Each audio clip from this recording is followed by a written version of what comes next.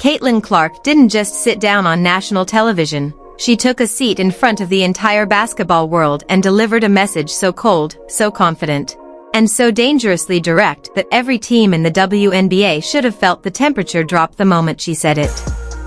This wasn't just another media appearance, and it definitely wasn't some harmless off-season segment designed to fill airtime. This was a statement. A warning. A reminder. And the scariest part for the rest of the league is that she didn't have to scream to make it hit. She didn't need fake drama, fake outrage, or some overproduced headline-chasing moment. She just showed up with the kind of quiet authority that only belongs to players who know exactly who they are, exactly what they've built, and exactly what's coming next. That is what made this so powerful.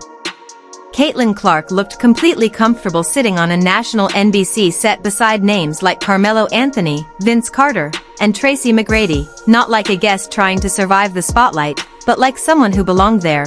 Like someone who had already crossed into a bigger level of influence and was now speaking from it. And before she ever got to the biggest headline of the night, she was already showing the world why she's different.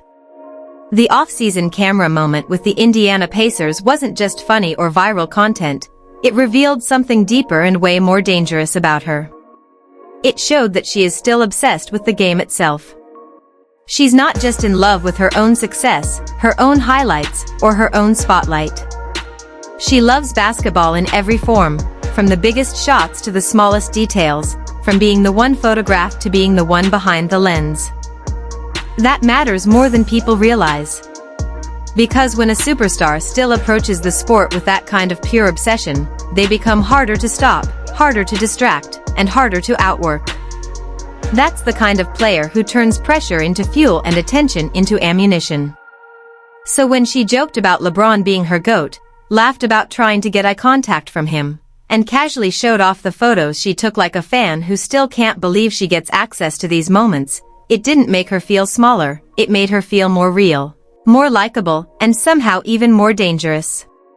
Because she doesn't carry herself like someone desperate to prove she's a star. She carries herself like someone who already knows she is one. And then when old comparisons and outside noise resurfaced, including the kind of commentary that would have rattled a less secure player, Caitlin didn't flinch. She didn't overreact. She didn't turn it into a grievance tour. She just handled it with the calm confidence of someone who knows exactly what level she's on and doesn't need public approval to validate it. That kind of composure is deadly. It tells the world that she's not just talented, she's mentally ahead of the chaos. And then came the part that changed the entire energy of the conversation, the CBA. This is where the segment stopped feeling like entertainment and started feeling like a power shift in real time.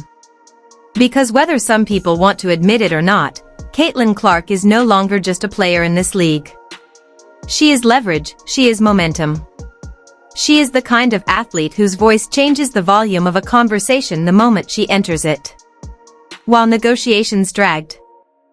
While politics stalled progress. While different sides circled the same issues and some people focused more on protecting their own slice than growing the whole pie, Caitlin's presence in that conversation became impossible to ignore.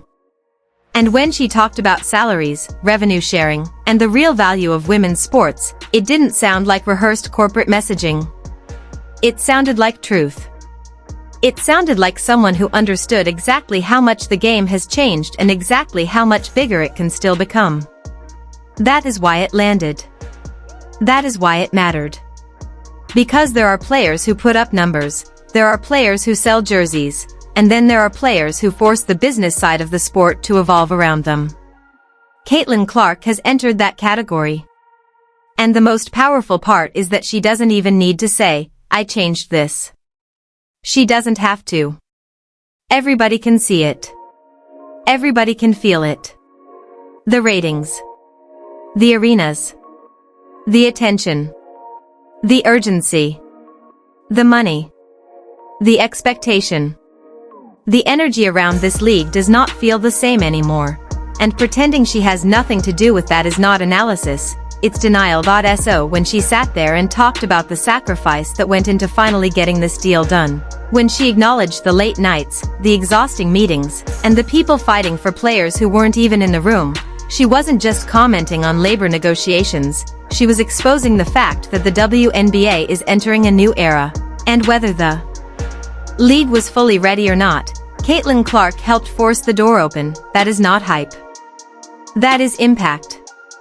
And once you understand that, everything she said after that starts to feel a lot less like casual conversation and a lot more like a blueprint for domination.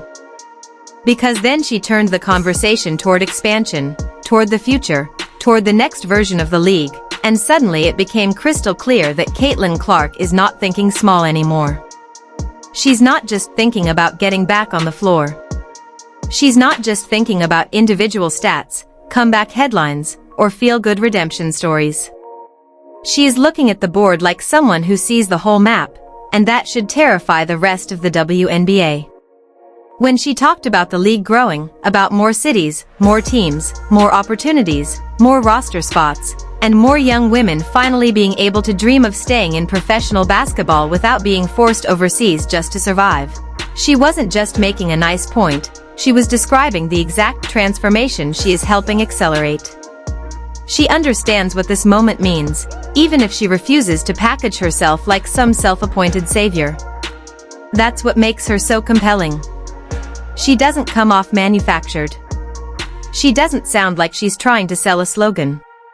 She sounds like a player who genuinely loves the game and accidentally became the center of a movement because she was too good, too electric, too magnetic, and too impossible to ignore. And then the injury comeback part of the conversation made everything even more serious. Because this isn't just about hype anymore. This isn't just about fame. This is about what happens when a player with unfinished business gets healthy again. That's when things become dangerous. She had been away from the game long enough for people to wonder how she'd look, long enough for doubters to whisper, long enough for rivals to get comfortable. And then she went to Puerto Rico with Team USA and reminded everybody exactly who they were dealing with. She didn't ease her way back. She didn't test the waters and play it safe. She came back, ran the floor, controlled the pace, created for everybody, led a perfect run, and walked away with MVP energy written all over her return. That matters because confidence after injury is one thing, but rhythm after injury is something else entirely, and she looked like she had both. So when she said she felt like herself again, that wasn't just a hopeful quote.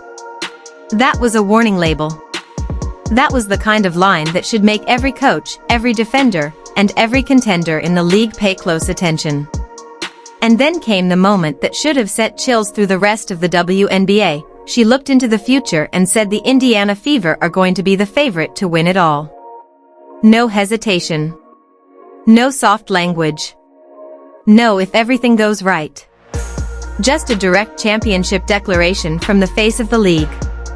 That is not something you say unless you believe it at your core. And what makes it even more powerful is that she immediately tied that belief to something real, Kelsey Mitchell. Not as a side note. Not as a polite shout-out. As a priority.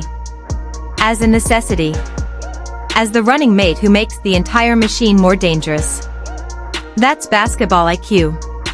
That's leadership. That's a player publicly making it clear she understands exactly what winning requires. Because when Mitchell is on the floor, defenses can't suffocate Caitlin without paying for it. They can't overcommit without getting burned. They can't load up on one weapon when there are two elite creators staring them in the face. That changes everything.